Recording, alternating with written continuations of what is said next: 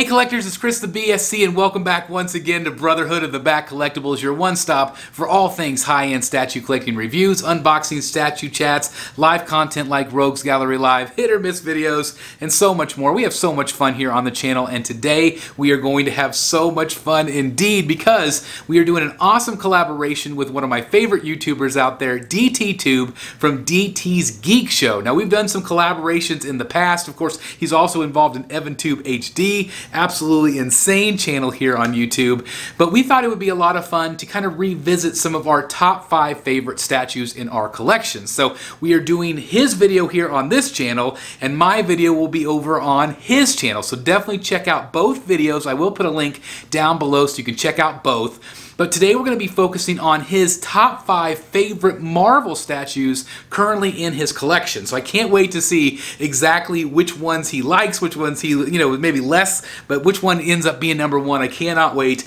But before we do that, if you are new here, please hit that subscribe button. Also, make sure you subscribe to his channel if you haven't done so already. Please make sure you do that. That would be a big favor to me. And without further ado, let's check out his top 5. Hey everyone, it's DT with DT's Geekshow and EvanTubeHD.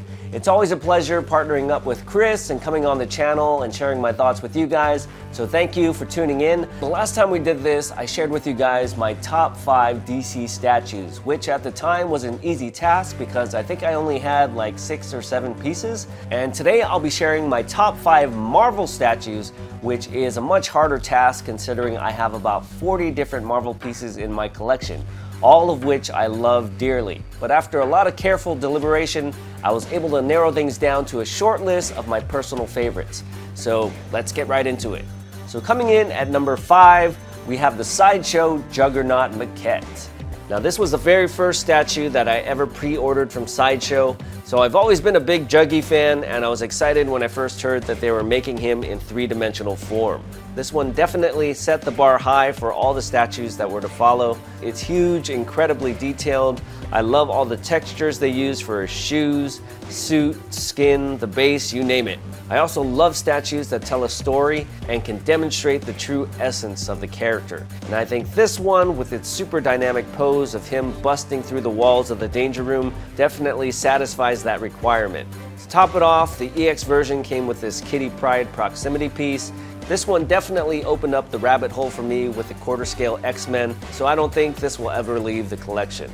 So for number 4, we have another Sideshow piece. This was the very first statue that we ever reviewed on the channel, so it has a very special place in my heart.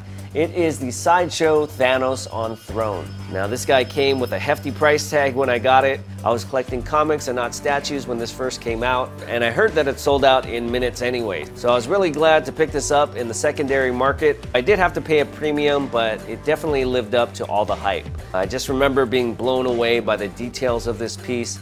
It brought me back to those 90s Ron Lim Silver Surfer covers, and even though there isn't a ton of movement with this one, it still commands a great deal of power and presence. We've got Thanos, confident as ever, grinning and beckoning with the Infinity Gauntlet, while his other hand crushes the skull on the armrest of his throne. The throne itself is one of the best bases I've ever seen, if you consider it a base. The incredible details and top-notch paint application on this throne definitely factored into my decision to put this one in the top 5. Okay, so we're switching over to XM Studios for this next one on my list, which happens to be their Hulk transformation.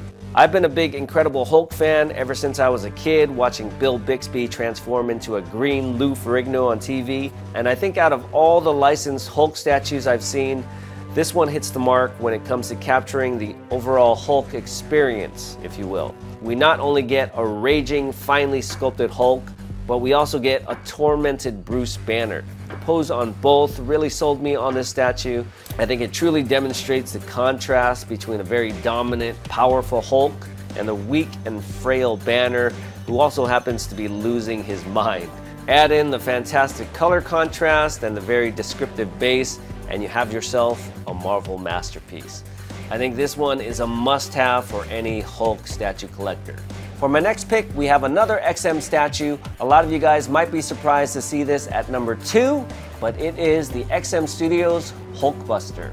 Now this guy held the number 1 spot for a long time, and is still up there as being one of the most impressive statues ever created, in my opinion. Now, even if you aren't an Iron Man or Hulkbuster fan, you have to admire this thing for its ingenuity. Now, saying this thing had great details would be an understatement. And I really love it when statues don't look like statues. This thing is a prime example. It looks like a machine, and one with a super nice paint job to boot. And I'd go as far as to say that this is the best paint application on any piece in my collection. This one definitely checks all the boxes for me.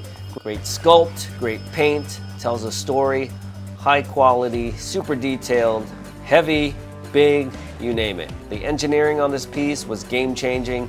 Not only do you get a Hulkbuster and an Iron Man, you get an Iron Man coming out of a Hulkbuster. A lot of different display options with this one. Again, another 2-in-1 statue. I think all of the pieces on my list today have more than one character, with the exception of Thanos and his throne. You know, I like small pieces too, but it looks like I'm leaning towards the big guys. But this guy was just mind-blowing as I was unboxing and putting this thing together, and I never get tired of seeing it. So I was really glad I was able to snag this before the prices started to skyrocket. So I know you're asking, if Hulkbuster was number 2, what could number 1 possibly be? Well, for me, it's this big guy. It's the XM Studios X-Men vs. Sentinel diorama. Now, even at 1/6 scale, this thing dwarfs all my other quarter scale statues. If you saw my video of this thing, you'll know I had to build a custom turntable in order to review it. Massive, massive piece. At over 200 pounds, it's definitely something I don't want to have to move around. XM really went all out with this one. Now, I bought it for the incredibly detailed Sentinel, but it also came with 6 very impressive X-Men, and this piece definitely brings the action to a room. And it's one you need to see from different angles as there's so much going on. We've got Colossus, Jubilee, Psylocke, Beast, Bishop, and Archangel all attacking this poor Sentinel. Jaws drop every time a guest comes over and sees this piece. I know the main criticism with this one was that XM wasn't able to secure the license for some of the more popular characters, but I was okay with that because I already have most of them in quarter scale, and I was able to pick up some of the missing 1/6 scale X-Men from other companies to complete my display. It was definitely a close race between this guy and the Hulkbuster, but this one took the prize, being that I'm a big X-Men fan, and it sort of became the crown jewel of my collection. Okay, so there you have it. Those are my top 5 Marvel statues currently in my collection. If you're interested in checking out any of the full reviews of these pieces, feel free to stop by the channel. Thank you for tuning in over here on the BSC. It's been an honor and a pleasure. And now I'm going to send it back over to my man Chris over in the Batcave.